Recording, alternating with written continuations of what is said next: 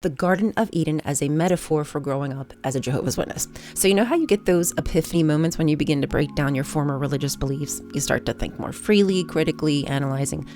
Well, I was doing that while reading Genesis, and it occurred to me, the Garden of Eden is much like growing up very isolated and insulated as a Jehovah's Witness. So I wrote down some stuff, and I want to know what you think about my comparison.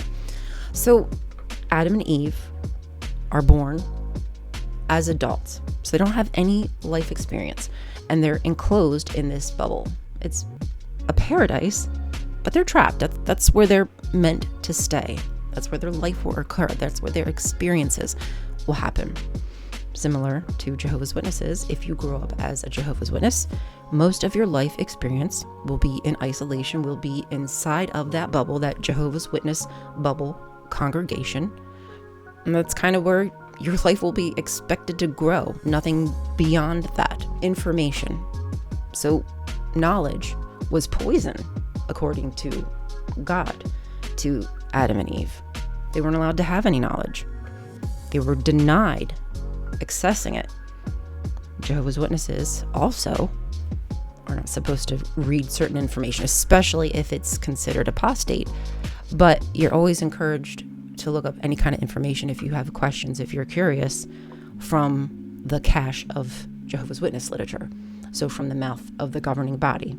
Not outside sources, not extant sources, not the Bible even necessarily sometimes. Because what Watchtower Bible and Tract Society writes even overrides what the Bible says. I know that sounds astounding, but that's the reality. Okay, so isolation, information restriction, obedience.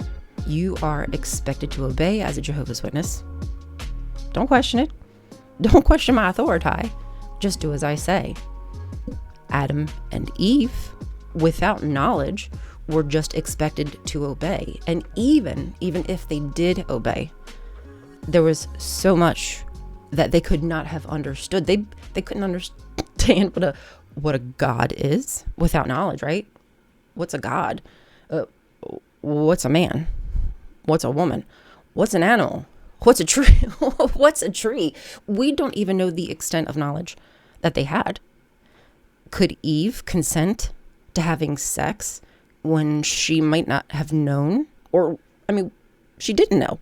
Doesn't say she did, so we can assume she did not know that having this relationship with this person, this creature, this man, she would have a baby. She wouldn't know that. And she wasn't taught boundaries. She wasn't given a choice for another man. Neither was Adam, quite frankly. They had each other, and that was the end of that. So they were just expected to obey, just as Jehovah's Witnesses are expected to obey. Oh, the infantilization.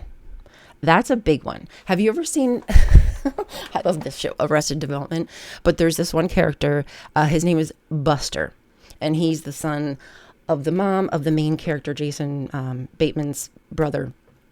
And he has a terrible relationship with his narcissistic mother, and he just is not very socially aware. He's not good on his own, not good at making decisions. He's been very sheltered, used, and abused. And that's, I mean, I'm not saying that Jehovah's Witnesses are idiots, but we lack a lot of skills that many other people just learn naturally because they're put in different environments.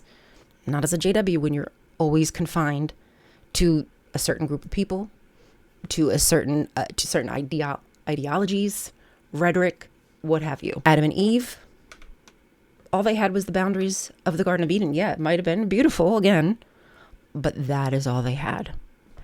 Those two. Could you imagine for an eternity, you and one person together? Okay, you might have children, but then okay, we're going to go too far, because then we're going to get into the I word, and I don't want to talk about that.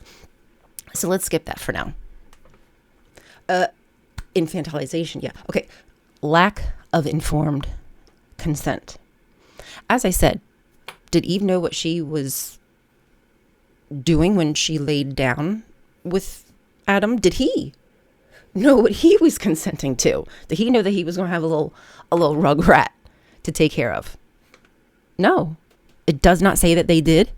So we should not assume that they did.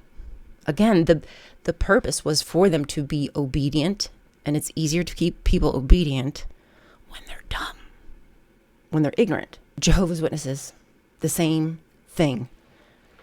It's easier to keep them consolidated into these little groups of Jehovah's Witnesses, congregations, because you make them fear the outside world. Well, what's out there? They're going to be against me. This is my only solace, my only refuge. My safety is here in this garden. And boy, oh boy, isn't this garden paradise? You know, I guess you tell yourself that enough, and your friends tell you that enough. You have no choice but to believe it. You know, you're gaslit into believing that, you know, this is everything that you have ever wanted. So yeah, you don't learn informed consent. You don't learn how to tell people no. You're expected to do what is asked of you. You know, as a Jehovah's Witness, you don't want to leave your little isolated bubble, your paradise, your group, because as I said, what's out there? What's the unknown? And all you're fed is that the outside world, the worldly people, don't like you for who you are. They don't like you because you want to be obedient and meek and mild. They hate you, but it's just really not true. The only reason most people don't like Jehovah's Witnesses is because they've had a bad experience with them, which is many of us who've left. But the other people outside, the only reason is because they're tired of them coming to their door. They're just annoyed with Jehovah's Witnesses consistently knocking on their door. Adam and Eve. They, you know, to be fair, what fear did they have? Did they understand fear? That might be the only thing I'm not sure about. Could they? I'll have to think about that one. Did they have fear? I don't believe they did. They weren't told what a hot stove is, other than don't do this thing. Told not to do this thing. But when Jehovah's Witnesses get into certain situations that maybe they weren't prepared for because, you know, life just happens, they don't know what to do because the only information they were given about this event, this issue, is don't do the thing. Well, okay, well, it's a little too late now. I need information. I need help. I need source material so I can make some decisions. For Adam and Eve, you could say that when this God said, you know, if you eat from this, you will die. So that was fear. That was fear. But what's die? We do not know what they knew. They're adults that have no life experience. So what can we expect of them to truly know about the situation that they've been put in? Shame. Okay, this one was kind of fun because you know how bad it is. If you've been in a high control group, how bad purity culture is. It just makes you, at least like for me, it made me hate my body. It made me question what is femininity, like who am I supposed to be? Am I too much like a boy? Am I too loud? Do I not fit in right because I'm not behaving what typically is expected of you as a Jehovah's Witness girl? I mean, just so many weird expectations put on you inside of, you know, high control groups. But same thing happening today right now in the real world. So but it's just a little more high pressure, I think, inside of the Jehovah's Witnesses. But, okay, so for Adam and Eve, after they did eat, the first thing that happens is them, like, realizing they're naked. They get the junk out. So it's that purity culture shame. Immediately jail. Immediately shame. Ringing that bell. Shame, shame, shame, shame. Because they wanted knowledge.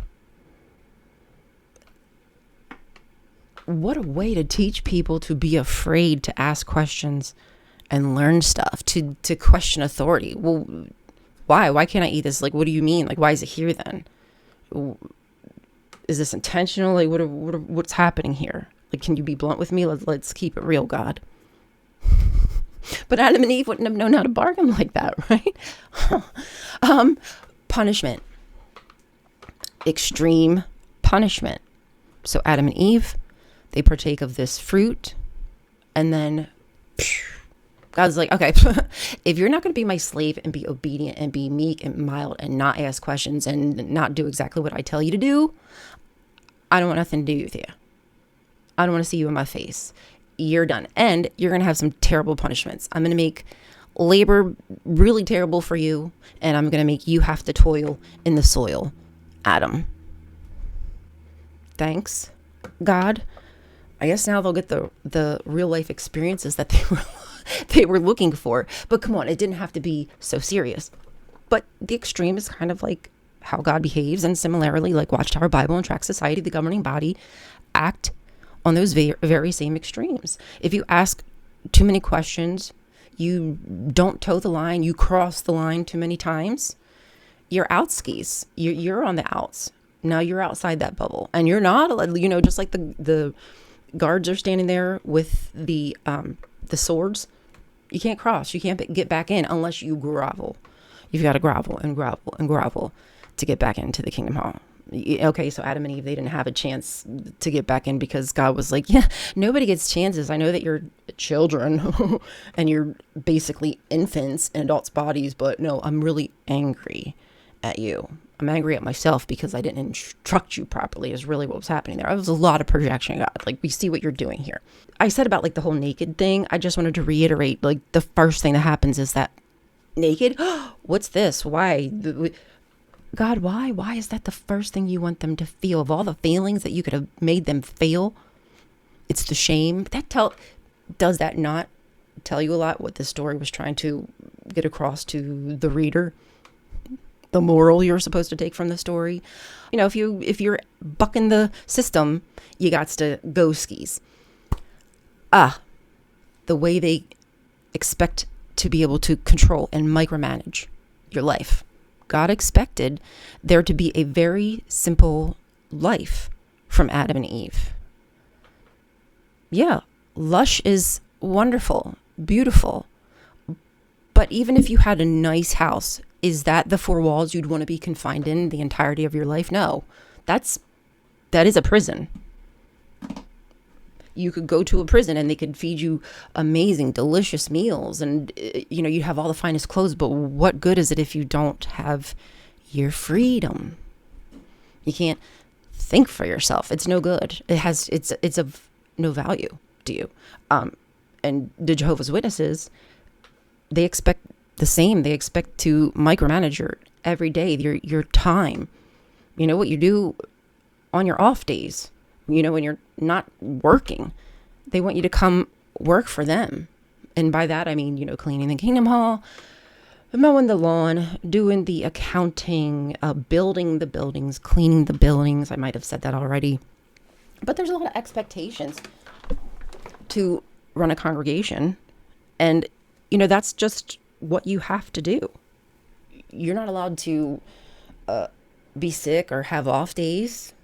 If your name's on that roster, that's what's expected of you. It's like more than a job, the expectations that are set upon you. And, you couldn't say, well, I have to work. I'm a single mom and I gotta go to work that night. And Jehovah will provide. You don't trust in Jehovah? You should be putting kingdom ministry first. You should be putting Jehovah first. Your relationship with God should be the utmost of importance to you. It doesn't matter whatever else you're lacking in your life, what you're missing out on. We need to control everything that you do, who you like, who you love, when you sleep, when you pray. Oh man, it's monotonous. It truly is. It's insanity. That cycle again. That system just churns and churns and churns. What I wanted to say is how, like, in that, control that they wield over you, your innocence is being used against you because you don't have all this knowledge of the outside world, those experiences that are so important to the development of your character, of your person, of your identity. But most of your identity in a high control group is their beliefs, their doctrine. And for Adam and Eve, their identity was just to be slaves of that God. Not a very promising future, if you ask me, not pleasant. So not only does that inexperience make it difficult to make well-adjusted decisions, there's no other contrasting opinions. There's no competing ideas for you to even bounce off of other people. Like, I love when I have an idea and I can go back and forth with somebody and kind of perfect it and, soften all the rough edges. Who can you do that with when everyone else around you is existing in that same pool of ideas and experiences? You really can't.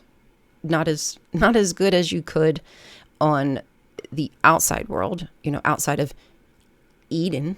And then I think I mentioned before about identity. When you step outside of those boundaries and you don't have all that, that system to back you up, that support system that you used to have, who are you? You've ingested so much of the indoctrination that created you into the person you are today. And I still, why I'm here mentioning this is because I'm still doing my best to pull out and unwind some just, bad ideas that I didn't know existed until I started to, shine a light on those dusty little corners and get my little vacuum out, my little dust buster. Oof, that's taking you back, my dust buster, and sucking up all those cobwebs. Adam and Eve didn't have an opportunity to define themselves. Jehovah's Witnesses don't have an opportunity to define themselves. It's only outside where that process can begin to happen. And I say can because many times people leave and they jump right into some other kind of cult-like thinking. In the garden, there will only be a certain amount of expression that would be allowed or even could be expressed.